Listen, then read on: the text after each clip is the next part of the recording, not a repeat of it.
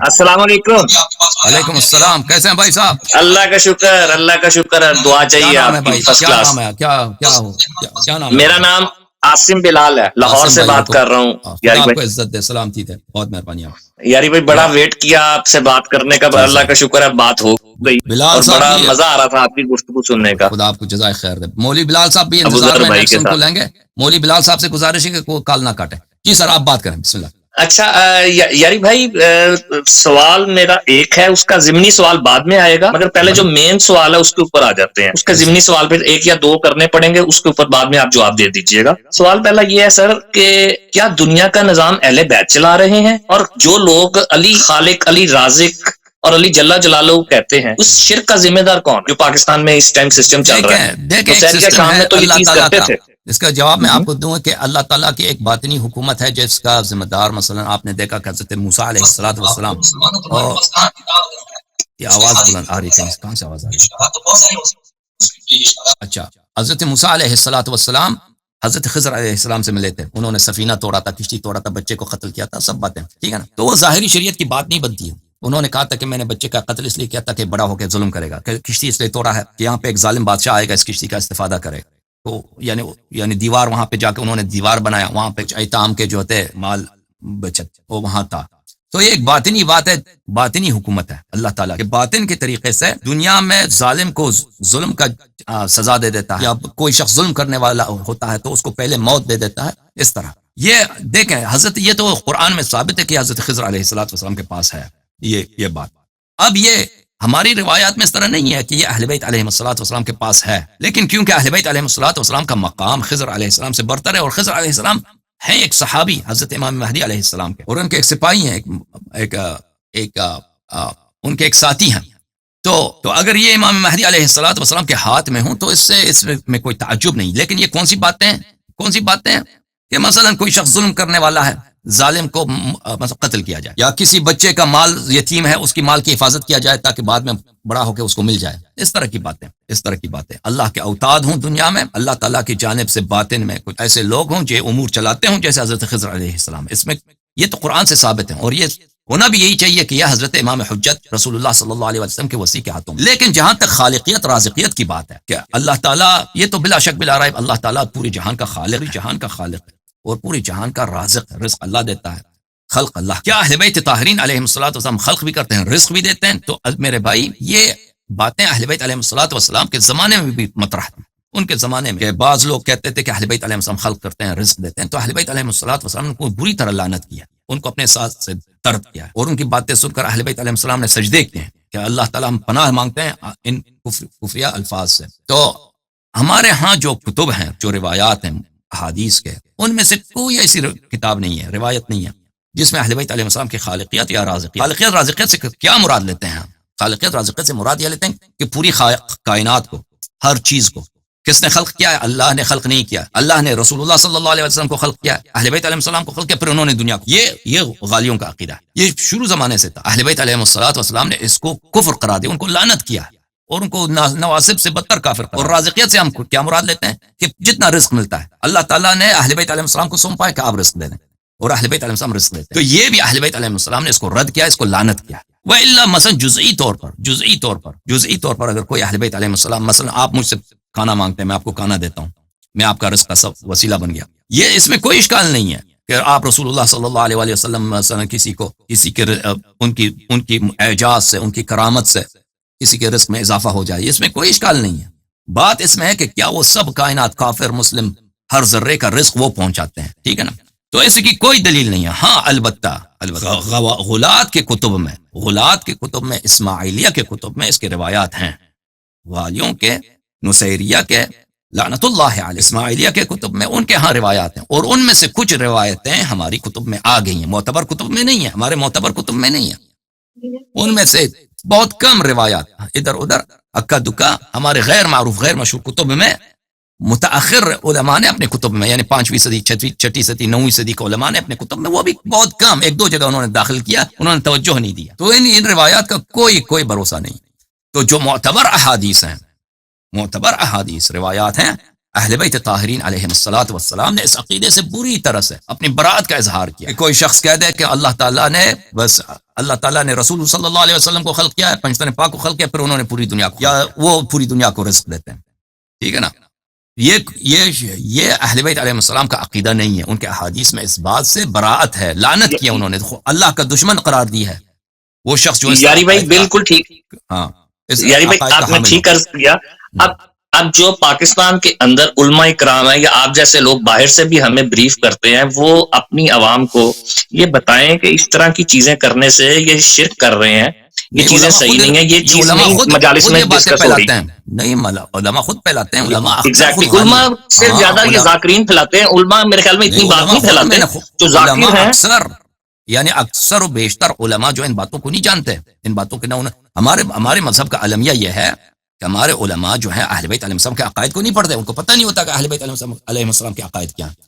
وہ یہ ہوتے ہیں کہ وہ بس مجلس پڑھنا, انہوں نے داد لینا, اور شیعوں کو مزہ آتا ہے کہ اہل بیت علیہ السلام کے فضائل بیان کیے جائیں. تو اگر کوئی ایسا فضائل بیان کرتا ہے سچی فضائل, تو اس میں تو شیعوں کو مزہ آتا ہے. لیکن اگر ایسے فضائل بیان کروں کہ علی علیہ السلام کو آپ اللہ بناؤ نا, اس میں اس کا مقابلہ تو کوئی نہیں کر سکتا. اب میں فضیلت پڑھوں, امیر المومنین علیہ السلام کو فاتح خیبر بنا دوں, وہ ایک دوسرا مجلس پڑھتا ہے اس کو خالق کائنات بنا, تو لازمی بات ہے اس کو داد اس کو زیادہ ملیں گے. تو علماء کو یہ بات پتہ ہے کہ ہمیں داد کس طریقے سے ملتا ہے, کہاں کس طرح سے ہماری مقبولیت بڑھے گی. میں معذرت چاہتا ہوں, بہت معذرت کے ساتھ. یہاں پہ ہمارا جو ہے گفتگو کا سلسلہ کٹ گیا ان بھائی سے. اگر یہ دوبارہ آ جائیں لائن پہ تو ان سے گفتگو جاری رکھیں گے, کیونکہ ہمارا کچھ کنیکشن کا پرابلم ہو گیا تھا. تو یہ اشکال ان کی جانب سے نہیں تھا, میری جانب سے تھا. بہت معذرت کے ساتھ. اب جو حضرات ڈسکنیکٹ ہو گئے ہیں ان سے گزارش ہے کہ وہ دوبارہ جو ویڈیو کال, یہ آ گئے بھائی صاحب ہمارے, میں معذرت چاہتا ہوں, لائن ہماری خراب ہو گئی. ایسی بات میں آپ پوچھیں, سوال دوبارہ پوچھیں, مجھے نہیں معلوم کہاں سے ہماری بات کٹی تھی. ہاں, وہ بات میں کر رہا تھا کہ ماشاءاللہ پاکستان میں پتہ نہیں کتنے کچھ 100 کے قریب ہی ہوں گے, ہر قسم کے فرقہ بازی چل رہی ہے. مگر بیسک جو 4 مسالک ہیں ہمارے, ان 4 مسالک کے اندر اہل حدیث, دیوبند اور بریلوی جو ہیں وہ اپنے ساتھ مسلک ساتھ جوڑتے ہیں. مذہب شیعہ نہیں جوڑتے. کہیں ہمارے جو اندر غالی حضرات ہیں یا جو نصیریازم پھیل رہا ہے, اللہ معاف کرے, جو پھیل رہا ہے وہ کہیں مذہب کا جو لفظ یوز کر کے جو عالم حضرات ہیں وہ یوز کرتے ہیں, تو اس کی وجہ سے تو نہیں اپنے آپ کو ڈسٹینس محسوس کر دیتے, باقی 3 سے بھی ہم علیحدہ ہی ہیں, اور اس کی وجہ سے پھر ہمیں پرابلم ہو جاتی ہے اپنا پوائنٹ آف ویو سمجھانے میں, آپ جیسے لوگوں کو بھی, ہم جیسے لوگوں کو, کہ یہ شیعہ مذہب کا کیوں لفظ آ جاتا ہے. کہیں بھی مسلمانوں کے اندر اہل حدیث مذہب نہیں ہوا یوز, بریلوی مذہب نہیں یوز ہوا, دیوبند مذہب نہیں یوز ہوا. جس طرح ہندوؤں کے اندر بھی برانچز علیحدہ ہیں, مگر سب ہندو ہوں گے, ان کے آگے سے برانچز چل رہی ہوں گے, مگر کسی نے اپنے مذہب کو آگے سے ہندو سے چینج نہیں کیا. اسی طرح کرسچینٹی کے اندر کیتھولک ہے, پروٹیسٹنٹ ہے, وہ آگے سے پھر برانچز چلتی ہیں, مگر وہ مین کرسچینٹی کو نہیں چھوڑتے, ریلیجن کو اپنے. جوئش بھی اسی طرح ہی, ان کے بھی آگے سے قبائل چلتے ہیں. ہم کیوں آپس میں مذہب ایک چینج کر دیا اہل تشیع کے اندر, اس چیز کا ذرا بتا دیجیے. مجھے آپ کے سوال کا مطلب نہیں سمجھ آ رہا. دیکھیں, ہمارا جو رسول پاک صلی اللہ علیہ وسلم کے بعد جو ہے بنیادی اختلاف ہے امامت پر, اور اس کے ذیل میں پھر باقی فروع میں بھی بہت اختلاف ہے, بلکہ عقائد میں بھی اختلاف ہے, اللہ کے صفات میں, نبی صلی اللہ علیہ وسلم کی سیرہ وغیرہ عقائد اختلاف ہے, اور فروع میں بھی اختلاف ہے. تو یہ اختلاف یہ سچی بات ہے, یعنی اختلاف حقیقی ہے, جھوٹی نہیں ہے. اسی طرح پھر جو 2 بڑے فرقے ہیں, مین فرقے ہیں, شیعہ اور غیر شیعہ, تو پھر اس کے بعد یہ برانچز مزید بن جاتے ہیں, تو مزید بھی اختلافات ہیں آپس میں. تو آپ یہ ایک بالکل آپ صحیح کہہ رہے ہیں, 2 مین ہیں. دیوبند والوں کو آپ مذہب نہ کہہ دیں, تو کم از کم مثلا یہ آپ کہتے ہیں نا کہ مالکی ایک مذہب ہے, شافعی ایک مذہب ہے فقہ میں, اور حنبلی ایک مذہب ہے. یہ ایک اصطلاح ہے, وإلا اگر آپ مذہب کہہ دیں تو اس میں کوئی حرج نہیں ہے, اس میں اتنا. جی ایگزیکٹلی, یہ اصطلاحاً آپ کہتے ہیں مذہب, یہ اصطلاحاً آپ مذہب کہتے ہیں, مگر آپ کی جو عوام ہے نیچے وہ اپنے آپ کو شیعہ مذہب سمجھ لیتی ہے کہ ہم علیحدہ. بیسیکلی اس کا ایک مثال میں آپ کو دیتا ہوں, ہم السلام علیکم اور وعلیکم السلام کہتے ہیں. جب اہل تشیع سے ملتا ہے یا علی مدد, دوسری طرف سے بھی یا علی مدد, السلام علیکم وعلیکم السلام والا سٹیپ ہی نہیں آئے گا. اس کی مجھے سمجھ نہیں لگتی, یہ بھی ذرا کلیئر کر دیں. اس کے ساتھ اور بڑی چیزیں ہیں اسلام میں جو تحیت ہے, سب شیعہ جانتے ہیں, جو تحیت ہے, جو سنت ہے, وہ سلام ہی ہے, السلام علیکم. اب یہ ایک کلچرل چیز ہے, برصغیر میں ہے, باقی شیعوں میں نہیں ہے. آپ افغانستان چلے, ایران چلے, عراق چلے, لبنان چلے, وہ یا علی مدد نہیں کہتے, وہ سلام کہتے ہیں. کسی سے ملے تو سلام کہتے ہیں, السلام علیکم. بالخصوص جو عرب ہیں وہ اونچی آواز سے سلام کہتے ہیں, ان کے لیے بہت اہم ہے کہ اونچی آواز دے اور اونچی آواز سے اس کا جواب دے دو, ان کے لیے بہت اہم ہے یہ.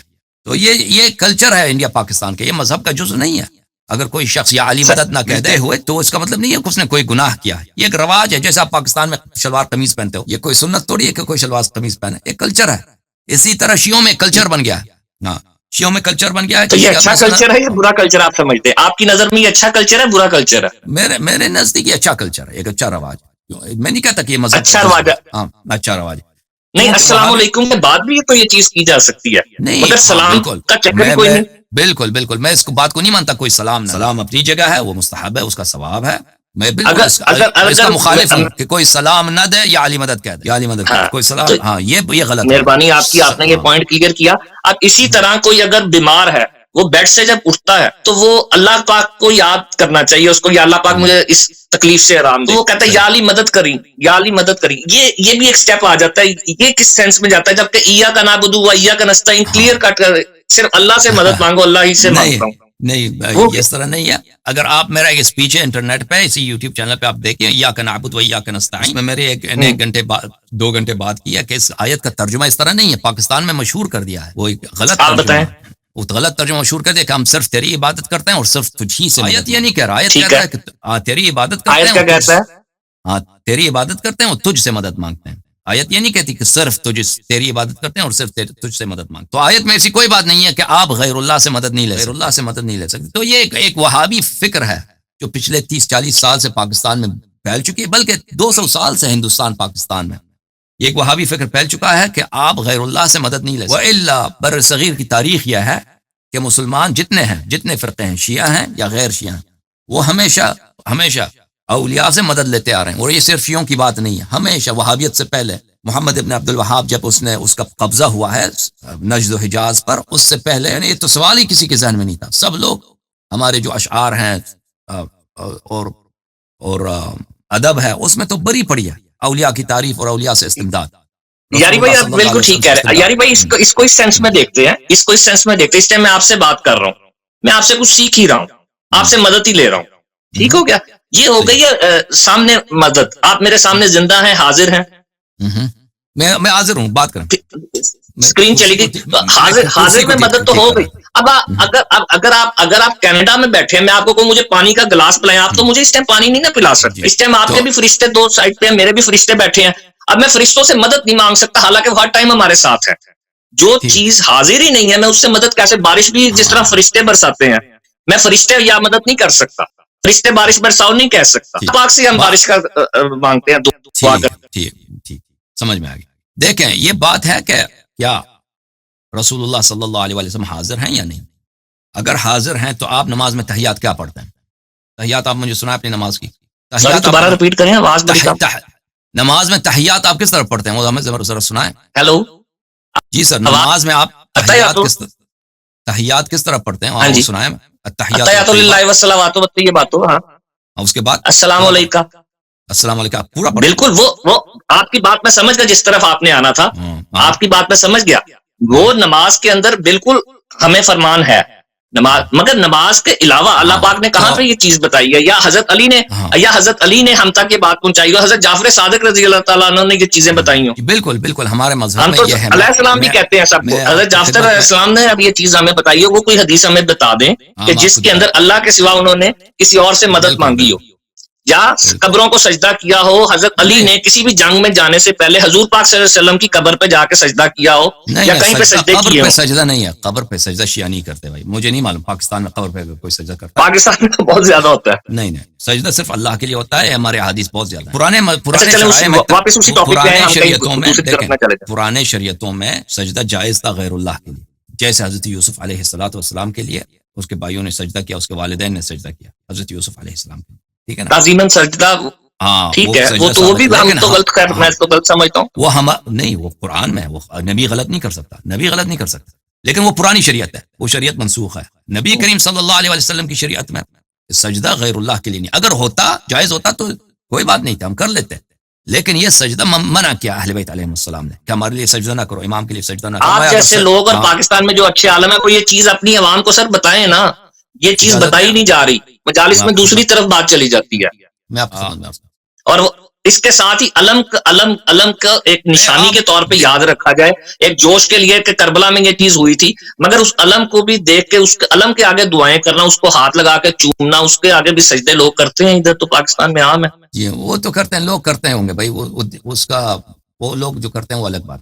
مگر آپ اس کو بھی سر بریف کیا کریں، ایڈریس کر دیا. اجازت دیں، آپ سوال پہ سوال کر رہے ہیں، پرانا سوال دیکھیں آپ کہ دیکھیں غیر اللہ سے مدد لینا. تو پہلی بات یہ ہے کہ آپ نے کہا کہ رسول پاک صلی اللہ علیہ وسلم اولیاء حاضر نہیں ہے تو ان سے مدد کیسے لے سکتے ہیں؟ تو آپ کو خود پتا کہ نماز میں آپ رسول پاک صلی اللہ علیہ وسلم کو سلام دیتے ہیں، ٹھیک ہے نا؟ اور ہمیں اگر کوئی چیز سامنے نظر نہیں آتی تو اس کا مطلب یہ نہیں ہے کہ وہ موجود نہیں ہے، وہ وہاں پہ نہیں ہے.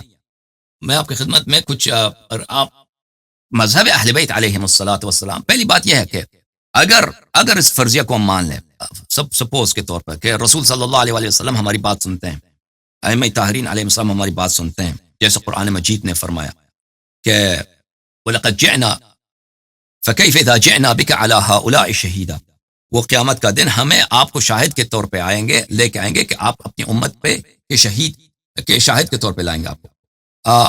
اگر ہم یہ مان لیں تو پھر ان سے طلب کرنا یہ ذہنی طور پر یہ اس میں کوئی اشکال نہیں ہے. ایک شخص ہے، ٹھیک ہے میں اس کو نہیں دیکھ رہا لیکن وہ مجھے دیکھ رہا ہے، آپ اس سے طلب کرنا یہ اس میں تھیوری کے طور پر اس میں اشکال نہیں ہے. لیکن کیا شریعت میں اس کی اجازت ہے؟ میں آپ کی خدمت میں کچھ روایات دکھا دیتا ہوں اہل بیت طاہرین علیہم الصلوۃ والسلام کے اقوال سے کہ اہل بیت علیہم الصلوۃ والسلام نے اس کی اجازت دی ہے، بلکہ اس کا حکم فرمایا ہے اپنے شیعوں کو کہ اس طرح دعا کیا کرو، ہمیں پکارا کرو.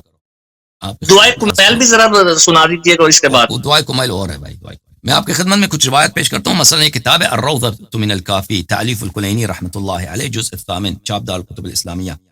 یہاں پہ ملاحظہ فرمائیے صفحہ نمبر 106 پہ، حدیث نمبر 87، یہاں پہ بخار کی بات ہو رہی ہے کہ اگر انسان کو بخار ہو جائے تو میں اس کو فل پیج کرتا ہوں تاکہ سب کو نظر آ جائے. اچھا، یہاں پر حدیث یہ ہے، حضرت امام کاظم علیہ الصلوۃ والسلام سے روایت ہے، قال لی انی لموعوق منذ 7 اشہر ولقد وعک ابنی 12 شهرا وهي تضاعف علينا، اشعرت انها لا تاخذ في الجسد كله وربما اخذت في اعلى الجسد ولم تاخذ في اسفله وربما اخذت في اسفله ولم تاخذ في اعلى الجسد كله. امام علیہ الصلوۃ والسلام نے کہا کہ مجھے کچھ مہینوں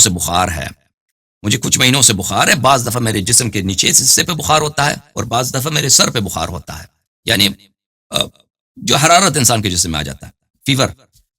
اچھا، میں نے عرض کیا جعلت فداک ان اذنت لی حدثتک بحدیث عن ابی بصیر عن جدک. تو راوی نے عرض کیا کہ میرے پاس ایک روایت ہے آپ کے جد سے، ابو بصیر نے جو ایک شیعہ راوی ہیں، انہوں نے آپ کے بابا سے روایت کی ہے، آپ کے جد سے روایت کی ہے. وہ روایت کیا ہے؟ کان اذا وعک استعان بالماء البارد فيكون له ثوبان، ثوب في الماء البارد وثوب على جسدي يراوح بينهما. جب ان کو بخار ہوتا تھا تو وہ کیا کرتے تھے، ان کے 2 کپڑے ہوتے تھے، ایک کپڑے کو ٹھنڈے پانی میں رکھتے تھے، ایک کپڑے پہنتے تھے، اور ان کو ان کے درمیان وہ چینج کرتے رہتے تھے. یعنی جب جسم میں گرمی زیادہ ہو جاتی تو وہ پانی سے نکال کے وہ دوسرا کپڑا اپنے جسم پہ ڈال دیتے تھے، پہنتے تھے اس کو. پھر وہ جب گرمی ہو جاتی ہے پھر وہ نکال کے اس قمیص کو ٹھنڈے پانی میں رکھ دو، اس طرح. ثم ينادي حتى يسمع صوته على باب الدار. پھر امام علیہ الصلوۃ والسلام، آپ کے بابا حضرت امام جعفر صادق علیہ السلام یا حضرت امام باقر علیہ الصلوۃ والسلام، ظاہراً امام باقر علیہ السلام کی بات ہو رہی، وہ بلند آواز میں اس طرح پکارتے تھے، کہتے تھے یا فاطمہ بنت محمد صلی اللہ علیہ وآلہ وسلم، پکارتے تھے یا فاطمہ بنت رسول اللہ صلی اللہ علیہ وسلم. بخار کی حالت میں پکارتے تھے اپنی نانا کو، اپنی نانی کو. فقال صدق، امام کاظم علیہ الصلوۃ والسلام نے فرمایا کہ آپ صحیح کہہ رہے ہیں، یہ حدیث ہے. اچھا، اس کے علاوہ میں آپ کو حدیث دکھاؤں، حدیث اس طرح بہت ہیں، آپ کی خدمت میں عرض کروں. بالکل صحیح. حدیث یہ ظاہری اسباب میں ساری چیزیں آ جائیں گی نا، میں ظاہری اسباب سے ہٹ کے بات کر رہا تھا. ظاہری کیوں؟ ایک تو لباب قسم بھی حضور پاک نے حضرت علی کو لگایا تھا جب ان کے آنکھ میں مسئلہ تھا. نہیں، ظاہری اسباب نہیں ہے. حضرت زہرا سلام اللہ علیہا وفات ہو چکی ہیں، وہ پکارتے ہیں. اچھا، آپ ادھر سے بات. ہاں پکارتے ہیں ان کو. اچھا، آپ اپنی بک سے بتا رہے ہیں؟ آپ شیعہ بک سے بتا رہا ہوں، ٹھیک ہے نا. اچھا، ملاحظہ فرمائیے کہ آپ جب زیارت جائیں امیر المؤمنین علیہ السلام کی زیارت میں، یہ کتاب المزار الکبیر ہے، اس طرح کے احادیث بہت ہیں. مزار کبیر ہے، زیارتوں کی کتاب ہے، محمد بن جعفر المشہدی کی کتاب ہے. یہاں پہ زیارت ہے امیر المؤمنین علیہ الصلوۃ والسلام کی زیارت پہ جائیں، اس کے زیارت کے آداب کیا ہیں.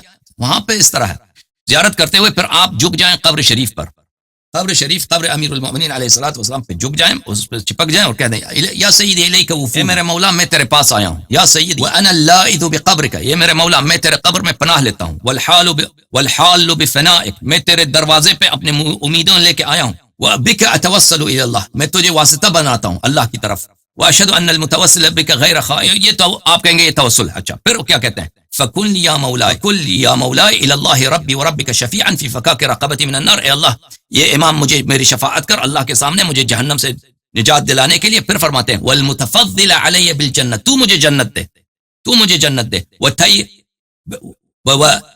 تیسیر اموری، اور میرے امور کو آسان بنا دے۔ اچھا پھر وداع کرتے وقت بھلے جب آپ امام علیہ الصلوۃ والسلام سے وداع کر رہے ہیں تو اس طرح وداع کرو، ثم قل السلام علیک یا ولی اللہ والشہاب الثاقب والنور العاقب یا سلیل العطائب یا سر اللہ ان بینی وبین اللہ تعالی ذنوبا قد اثقلت ظہری ولا یاتی علیہ الا رضا بحق من تمنک علی سرہ، تجھے واسطہ ہے اس اللہ کا جس نے تجھے اپنے سر پر امین بنایا ہے، امانت دار، واسترعاک امر خلقہ، اور اپنی خلق کی امامت تیرے حوالے کی، کلنی الی اللہ شفیعا، تو میرا شفیع بن، ومن النار مجیرا، تو مجھے جہنم سے نکال دے، تو مجھے جہنم سے پناہ دے، وعلی الدہر ظہیرا، وعلی الدہر ظہیرا، اور زمانے میں تو میرا مددگار رہا ہے، یہ واضح طور پر مدد مانگا جائے، تو مجھے زمانے میں تو مجھے مدد دے، فإنی عبد اللہ، میں اللہ کا بندہ ہوں، وولیک، اور تیرا محب ہوں، وزائرک صلی اللہ علیہ، میں تیرا زائر ہوں، اللہ کا صلوات تجھ پہ ہو۔ اچھا اللہ آپ کی خدمت میں عرض کروں کہ کتاب شریف ہے، آپ کی خدمت میں دوسری کتاب پیش کریں، کتاب ہے مزار کبیر میں، زیارت کے ماہ رجب کے زیارات میں ہے، ماہ رجب کے زیارات میں یہاں پہ ملاحظہ فرمائیں تیسری زیارت جو ہے امیر المؤمنین علیہ السلام کی رجب کے مہینے میں، وہاں پر اشہد انک تسمع کلامی و تشہد مقامی، میں شہادت دیتا ہوں کہ تو مجھے دیکھ رہا ہے اور تو میری بات سن رہا ہے۔ اس کے بعد کہتا ہے کلنی الی اللہ شفیعا ومن النار مجیرا وعلی الدہر ظہیرا، اللہ کے نزدیک مجھے شفاعت کر، میری شفاعت کر، مجھے آتش جہنم سے نجات دے، اور زمانے میں پورے زمانے میں میرا مددگار و ناصر رہے تو ونجح طلبتی فی الدنیا والآخرہ، اور میری حاجت دنیا و آخرت میں تو عطا کری حاجت۔ یاری بھائی بک کے آتھر کا نام اور ٹائم بتائیں، کس سن میں کس ہجری میں یہ آئی ہے؟ یہ مزار کبیر ہے شیخ محمد بن جعفر المشہدی، یہ پرانے والے کئی صدی گزرے ہیں، اب مجھے ذہن میں نہیں ہے، یہ دیکھنا پڑے گا کہ کس سن میں آئے۔ ایک اور کتاب پرنٹنگ ڈیٹ نہیں سر؟ پرنٹنگ ڈیٹ اس کی ہے، پرنٹنگ ڈیٹ، پرنٹ تو یہ تو بہت ہے، پرنٹ اس کی پرنٹنگ ڈیٹ اس کتاب میں نہیں ہے، اب بھی آئی نا، ائمہ کے بعد ہی آئی نا؟ ہاں ائمہ کے بعد آئی۔ یہ کتاب ہے عزیز میں تو پیچھے جانا چاہ رہا تھا، کامل الزیارات نہیں، ائمہ علیہ السلام کا احادیث ہیں بھائی، ائمہ علیہ السلام کا احادیث ہے، ٹھیک ہے، مگر حدیث جس طرح آپ کہتے ہیں مستند نہیں ہے، آپ کئی سنی بکس کو کہتے ہیں کہ مستند نہیں ہے، اس ٹائم کے اولڈ از گولڈ والا چکر ہوتا ہے نا۔ یہ کامل الزیارات جو ہے نا شیعہ کتب میں مستند ترین کتب میں، معتبر ترین کتب میں کتاب ہے۔ ٹھیک ہے، آپ اپنی بات کمپلیٹ کریں۔ کتاب کافی سے بھی زیادہ معتبر کون سی کتاب ہے؟ کامل الزیارات، اس جیسا معتبر کتاب شیعوں میں بہت کم ہے۔ کامل الزیارات یہاں پہ چاپ نجف الاشرف، یہاں پر امام حسین علیہ الصلوۃ والسلام کی زیارت، باب فی زیارت الاخرى، یہاں پر ملاحظہ فرمائیے صفحہ نمبر 236 میں امام حسین علیہ الصلوۃ والسلام کی زیارت کرتے ہوئے وہاں پہ بہت سارے آداب ہیں کہ کس طرح تکبیر پڑھو، کس طرح آگے بڑھو، سب تعظیم کرنی چاہیے۔ وہاں پہ یہ ہے فکن لی یا ولی اللہ سکنا و شفیعا وکن بی رحیما، یا ولی اللہ تو میرا باعث سکون بن، تو میرا شفیع رہے اور تو مجھ پر مہربان ہو جا، وکن لی منجحا یوم لا تنفع شفاعہ، اور تو میرا پناہ بن جا اس دن قیامت کے دن جب کوئی دنیا میں شفاعت کرنے والا نہیں ہے الا من ارتضی۔ پھر فرمایا کہ اچھا یہاں پہ بہت سارے جملے ایسے ہیں، فکن لی شفیعا ومنقذا فقد اعدتک لیوم حاجتی وفقری وفاقتی، تو مجھے نجات دے، میں نے تجھے اپنا سرمایہ بنایا ہے اپنے یوم حاجت اور یوم فقر اور یوم حاجت کے لیے۔ یہاں پر صفحہ نمبر 84 میں قال اذا اردت الوداع بعد فراغک من الزیارہ، جب امام حسین علیہ الصلوۃ والسلام سے زیارت میں وداع کرنے لگو تو اس میں بہت سارے ایسی الفاظ ہیں جو میں نے ابھی آپ کی خدمت میں عرض کیا ہے۔ اچھا اس میں ایک جملہ یہ ہے فکن لی یوم حاجتی وفقری وفاقتی ویوم لا یغنی عنی والدی ولا ولدی ولا حمیمی ولا رفیقی ولا قریبی، فکن لی یوم حاجتی، تو میرا سہارا بن اس دن جب میرے فقر اور میری حاجت کا دن ہے، اس دن جب میرا باپ میرے ماں کوئی مجھے ہیلپ نہیں کرے گا، تو میرا ہیلپ کر۔ اچھا اب اجازت دیں گے بھائی؟ معاف کیجیے، ایڈریس جی سر، ہاں دعائے کمیل سر اسی طرح ایڈریس کر سکتے ہیں دعائے کمیل تو جو اللہ تعالیٰ حضرت سے علی کے خطاب خطبات ہے. ہیں نہج البلاغہ میں. نہیں وہ دعائے سر کمیل دیکھیں دعائے کمیل حضرت خضر علیہ السلام کی دعا ہے, وہ رسول اللہ جی صلی اللہ علیہ وسلم نے امیر المومنین علیہ السلام کو دی ہے. امیر المومنین علیہ السلام نے اپنے صحابی کمیل ابن زیاد کو سکھایا ہے, تو وہ ہمارے کتب میں ہے, وہ کئی صفحات پر ہے. اس کے متعلق آپ کا کیا سوال اس کیا کا سر سوال یہ ہے کہ اگر یہ چیز ہمیں قیامت کے دن شفاعت کوئی اور بھی دے سکتے ہیں, تو یہ تو چیزیں حضرت علی نے اپنے مطلب نہج البلاغہ کے جو خطبات ہیں یہ تو اس سے کانٹرڈکٹ نہیں کر رہی, چیز سیپریٹ کر رہی ہے. وہ تو بالکل توحید کے اوپر مضبوط بات کر رہے تھے. تو کنٹرڈکشن کیا ہے اس میں, آپ مجھے سمجھائے کنٹرڈکشن کیا ہے اس میں. سر یہ جو آپ بات کر رہے ہیں کہ میری بخشش کرنے والا ہے, بخشش تو صرف اللہ پاک کی ذات نے حضور پاک کو یہ اذن دیا نا. بخشش نہیں کہا کہ مجھے بخشش کر, یہ میں نے جو فقرے آپ کو پڑھے ہیں نا کہ آپ مجھے وہ قیامت کے دن کوئی آپ کو پناہ نہیں دے گا. صاحب شفاعت کون ہوگا؟ رسول اللہ صلی اللہ علیہ وسلم, اہل بیت طاہرین علیہ السلام. تو میرا سہارا بن اس دن, میں تیرا ظاہر ہوں دنیا میں. ابھی آپ اگر ہم رسول پاک صلی اللہ علیہ وسلم کے زمانے میں ہوتے, رسول پاک صلی اللہ علیہ وسلم کے پیروں میں پڑھتے کہ یا رسول اللہ قیامت کے دن مجھے نہ بھولنا, تو اس میں کوئی اشکال تھا؟ کوئی اشکال نہیں تھا نا, کوئی اشکال تھا اس میں, کوئی مشکل بات نہیں, کوئی مسئلہ نہیں تھا. توحید سے کوئی تصادم نہیں ہے نا. تو اسی طرح اس پیغمبر صلی اللہ علیہ وسلم کی وفات کے بعد اگر ان سے کوئی طلب کرے اس طرح, اس میں کوئی اشکال نہیں ہے, کوئی اشکال نہیں. اسی طرح اگر رسول پاک صلی اللہ علیہ وسلم زندہ ہوتے, مجھے بہت بیماری ہے, میں کہہ دوں یا رسول اللہ تو مجھے شفا دے, حضرت عیسیٰ علیہ السلام تو شفا دے دیتے. تو سر ختم نبوت کے بعد کسی اور شخص سے, کسی اور بشر سے یا ہم ڈیمانڈ کر سکتے ہیں یا اس طرح کر سکتے ہیں؟ تو سنیے, یہ کانٹرڈکشن ہے. یہ دوسرا سوال ہے, یہ اور سوال ہے, کنٹرڈکشن نہیں ہے.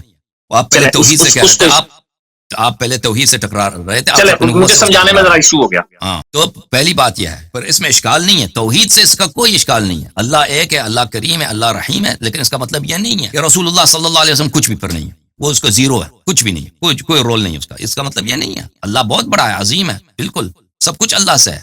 رسول صلی اللہ علیہ وسلم کے جتنے مراتب ہیں وہ اللہ نے ان کو عطا, لیکن اللہ کی عظمت اور رسول صلی اللہ علیہ وسلم دو مختلف چیزیں نہیں. اگر ہم اللہ کی عظمت کو قبول کریں تو پھر رسول سے ہاتھ اٹھائیں, اہل بیت علیہ السلام سے ہاتھ اٹھائیں. اس طرح نہیں ہے. اہل بیت علیہ السلام کو اللہ نے مراتب دیے ہیں, اہل بیت علیہ السلام کو اللہ نے مقامات دیے ہیں, ٹھیک ہے نا.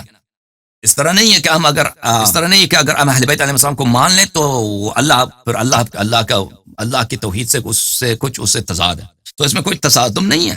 رسول پاک صلی اللہ علیہ وسلم جیسے ابھی طرح زندہ ہوتے, میں ان سے کہتا کہ یا رسول اللہ میں بیمار ہوں, حضرت عیسیٰ علیہ السلام شفا دے دیتے, آپ بھی مجھے شفا دے دیں, ایک ٹچ کریں. وہ معجزات ان کے پاس تھے, آپ کے پاس بھی ہے. میرے آنکھیں نہیں, مجھے آنکھیں دے دو. اگر رسول پاک صلی اللہ علیہ وسلم چاہتے میرے آنکھوں کو ٹچ کرتے, میرے آنکھیں آ جاتی, میں نابینا تھا, مجھے بینائی آ جاتی, میں اعجاز کرتے. اس میں کوئی کسی قسم کے تعجب نہیں ہے. عیسیٰ کر سکتا ہے تو خاتم الانبیاء صلی اللہ علیہ وسلم بھی کر سکتا ہے, ٹھیک ہے نا. تو اس میں توحید سے کوئی تقابل نہیں ہے. اب اگر وہ دنیا سے گئے, وہی اگر ہم ان سے مانگیں, آپ کہتے ہیں یہ حدیث میں, ہمارے حدیث میں ہے, آپ کے حدیث میں نہیں, ہمارے حدیث میں ہے کہ یہ مقام اب بھی ہے, اب پیغمبر اب بھی زندہ ہے, یہ کر سکتا ہے. اچھا, اب تو توحید سے اس کا کوئی تقابل نہیں. آپ طلب پیغمبر ہی کر, سوری اجازت, پیغمبر ہی کر سکتا ہے کہ معصوم بھی کر سکتے ہیں, ختم ائمہ بھی کر سکتے ہیں. ختم نبوت کی طرف. تو اس میں توحید کو چھوڑیں, توحید کی کوئی مشکل نہیں. اب ختم نبوت کی بات ہے. ختم نبوت کا مطلب ہے نبی صلی اللہ علیہ وسلم کے بعد کوئی نبی نہیں ہے. اس کا مطلب یہ نہیں ہے کہ کوئی صاحب کرامت نہیں ہے, ان کے اوصیاء نہیں ہے, نبی کوئی نہیں, کوئی شریعت نہیں آنے والا, کوئی نیا قرآن نہیں آنے والا. یہ صحیح بات, یہ بالکل صحیح بات. کوئی رسول, کوئی نبی, کوئی صاحب شریعت نہیں ہے, لیکن ان کے بعد ان کے اوصیاء اگر ان کے کرامات, یہ تو مسلمانوں میں بالکل اجماعی بات ہے. وہابی بھی مانتے ہیں. ابن تیمیہ کے کتب بار بار کہتا ہے کہ میں اولیاء کے کرامات کو مانتا ہوں. خود ابن تیمیہ, وہابی بھی مانتے ہیں کہ اولیاء کے کرامات ہوتے ہیں. یہ تو سب مانتے ہیں. تو یہ اس کا ختم نبوت سے کوئی تضاد ہے ہی نہیں. اچھا, ائمہ طاہرین علیہ السلام ہمارے نزدیک ان کے وہی مقامات ہیں جو پیغمبر صلی اللہ علیہ وسلم, جو معجزات ان کے پاس تھا, جو علم ان کے پاس تھا, جو عصمت, شجاعت, اللہ سے قرب, جو بھی چیز نبی صلی اللہ علیہ وسلم کے پاس تھا, 14 معصومین علیہ السلام سب کے پاس ہے, سوائے نبوت, سوائے رسالت کے. یعنی ان کو اللہ نے نہیں کہا کہ تم نبی ہو, باقی سب کچھ ان کے پاس ہے. 12 اماموں کے وہی معجزات جو پیغمبر کے پاس ہے, وہی عصمت جو پیغمبر صلی اللہ علیہ وسلم کے پاس ہے, امام حسین علیہ السلام کے, وہی جو کرامات رسول پاک صلی اللہ علیہ وسلم, وہی صدق لہجہ, وہی شجاعت, وہی نور جو رسول پاک صلی اللہ علیہ وسلم کے پاس ہے, امام حسین علیہ السلام کے پاس, ٹھیک ہے نا. وہی مقامات, اور ہمارے کتابوں میں بری پڑی ہیں کہ آپ امام حسین علیہ السلام کے مزار پہ جائیں یا دور سے زیارت کریں تو ان سے طلب حاجت کریں.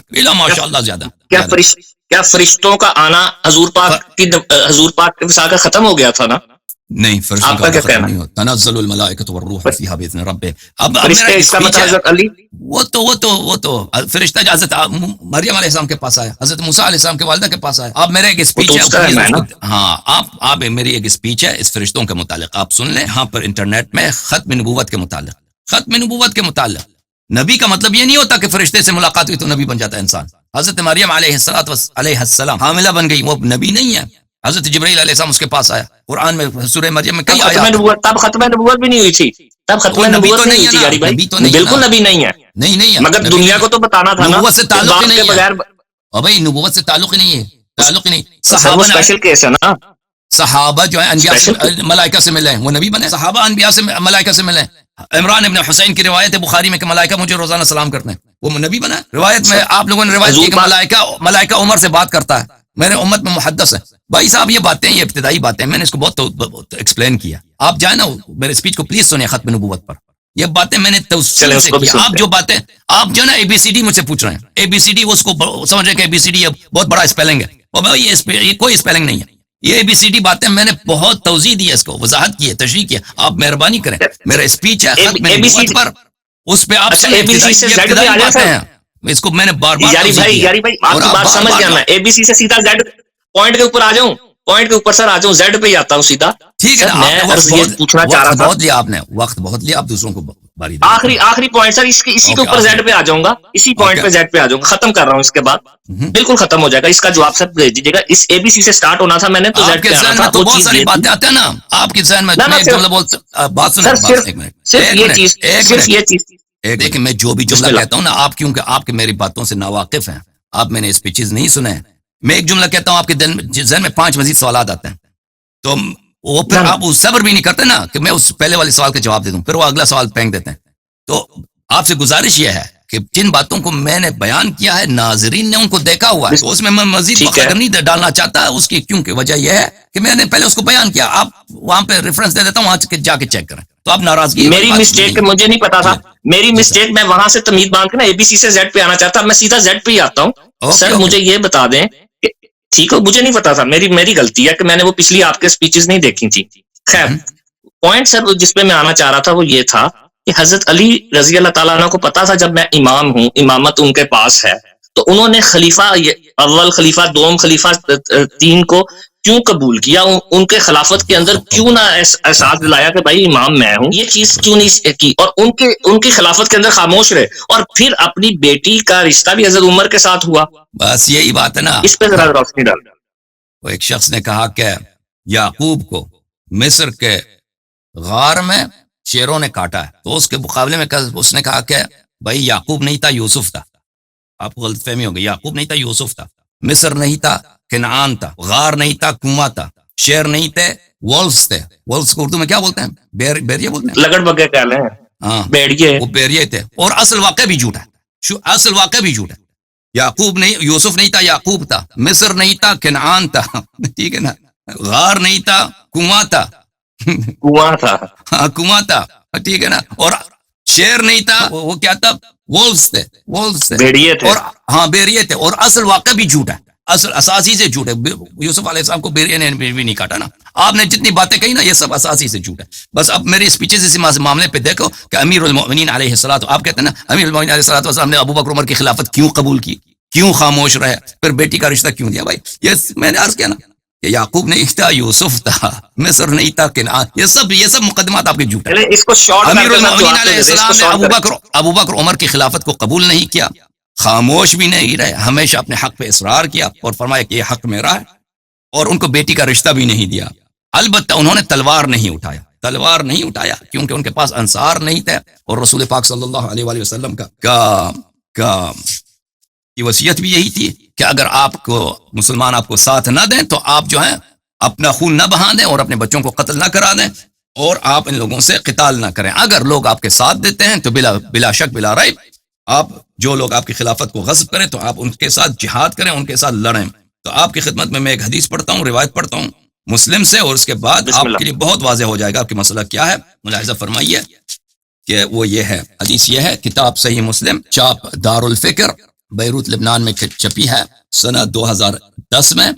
یہاں پر کتاب الامارہ حدیث نمبر 4678 میں یہاں پر حذیفہ ابن یمان سے روایت ہے کہ رسول اللہ صلی اللہ علیہ وآلہ وسلم نے فرمایا یکون بعدی میرے بعد ہوں گے ائمۃ ایسے پیشوا لا یہتدون بہدائی وہ میرے ہدایت پہ نہیں ہوں گے ولا یستنون بسنتی وہ میرے سنت پہ نہیں ہوں گے وسیقوم فیہم رجال اور ان میں ایسے لوگ ہوں گے قلوبہم قلوب الشیاطین فی جثمان انس وہ ظاہر میں تو انسان ہوں گے لیکن ان کی روح شیطان کی ہوگی روح شیطان کی نفس شیطان کی انسان کے قالب میں ہوں گے. اچھا میں نے عرض کیا وہ جب وقت آیا تو کیا کروں یا رسول اللہ قال تسمع وتطيع للامیر وان ضرب ظهرك واخذ مالك فاسمع واطع فرمایا میں کیا کروں وہ زمانہ میں پاؤں تو فرمایا کہ اس زمانے میں ان سے جہاد نہ کرنا ان کی وہی شخص جو شیطان ہے آپ کا بادشاہ بن چکا ہے آپ کا پیشوا بن چکا ہے اس کی بات مان لو اس کی طاعت کرو اگرچہ وہ تیرے پشت پہ کوڑے ماریں اور تیرے مال کو بھی ناجائز اس پہ قبضہ کریں تو اس کی بات مانو اس کی طاعت کرو. اچھا یہ آپ لوگوں کی کتاب میں ہے تو جب آپ کا اپنا عقیدہ یہ ہے کہ خلیفہ جتنا فاسق ہو جتنا فاجر ہو جتنا ہی شیطان ہو انسان کے روپ میں شیطان ہو وہ آپ کا مال بھی کھالے اور آپ کو کوڑے بھی مار دے تو آپ اس کی بات مان لو طاعت کرو اور اس کے خلاف تلوار نہ ہو. پھر آپ اس پوزیشن میں نہیں ہیں جب آپ کا اپنا یہ عقیدہ ہے یہ ایک حدیث نہیں ہے اس طرح دسیوں حدیث ہے آپ کی کتاب میں کہ فاجر فاسق خلیفے کے خلاف آپ جہاد کرنا حرام ہے. جب اس طرح ہے تو پھر آپ یہ سوال ہی بیکار ہے کہ امیر المؤمنین علیہ السلام نے کیوں قیام نہیں کیا. ہمارے مذہب میں یہ نہیں ہے کہ اگر خلیفہ فاسق فاجر ہے تو اس کی طاعت واجب ہے.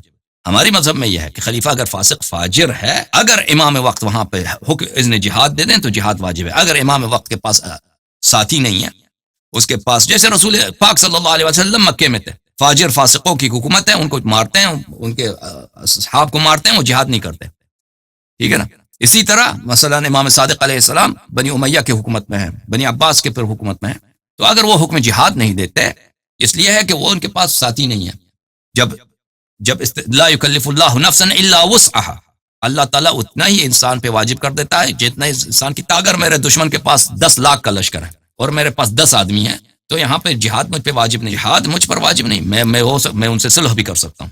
میں کہتا ہوں کہ آپ اپنی جگہ پر رہیں میں حکومت کو نہیں چڑھتا میں اپنی جگہ پر ہوں ٹھیک ہے. آپ نے امام حسین علیہ الصلوۃ والسلام انہوں نے بہت کوشش کی کہ یزید کے خلاف نہ لڑے انہوں نے بہت کوشش کی لیکن وہ کہتے تھے کہ آپ جو ہیں ہمارے غلام بنے.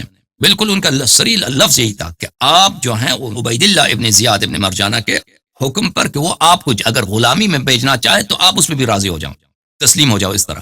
تو وہ بالکل بے عزتی چاہتے تھے تو اس طرح امام حسین علیہ السلام نے اس کو قبول نہیں فرمایا. وإلا اگر وہ امام حسین علیہ السلام نے بار بار کہہ دیا اپنی بہن سے شب عاشور کہہ دیا کہ لو ترک القطا لنام کہ اگر شتر مرغ کو سونے دیا جائے تو وہ آرام سے اپنی جگہ پہ سو جائے گا. یعنی یہ لوگ مجھے یہ کیا ہے ایک ضرب المثل عربی محاورہ ہے کہ یہ لوگ مجھے قتل کر دیں گے میں زمین کے سوراخ میں بھی جاؤں تو یہ مجھے نکال کے قتل کر دیں گے یہ میرے قتل کے پیچھے ہیں. تو امام حسین علیہ الصلوۃ والسلام کو یہ چوائس نہیں تھا جو امیر المؤمنین علیہ السلام کو تھا. اس میں کوئی ڈاؤٹ ہی نہیں سر اس میں کوئی ڈاؤٹ ہی نہیں ہے کہ اگر ان سے نہ لڑے تو ان سکون کو چھوڑ دیں. ابو بکر عمر کی پالیسی یہ کہ اگر امیر المؤمنین علیہ السلام کے خلاف بغاوت نہیں کرتا اقدام نہیں کرتا تو وہ اس کو چھوڑ اس کے حالت پہ چھوڑ دیا ان لوگوں. لیکن امام حسین علیہ السلام کی یہ سچویشن نہیں تھی وہ اس کو چھوڑنا ہی نہیں چاہتا ہے ان لوگوں نے قتل کرنا تھا. تو یہ زمین اس میں فرق ہے. اوکے اب دوسروں کو کال کرنے دو ٹھیک ہو گیا زیڈ ہو نہیں تو وہ بیٹی کا رشتہ وہ عمر فاروق رضی اللہ وہ نہیں وہ بیٹی کا رشتہ وہ رہ گیا. میرا اسپیچ ہے اس کو سن لیں آپ کلپ انٹرنیٹ میں سرچ کریں اللہ اللہ حافظ. ہاں اس میں تھینک یو سر اس میں دیکھ لیں آپ کو نظر آ جائے.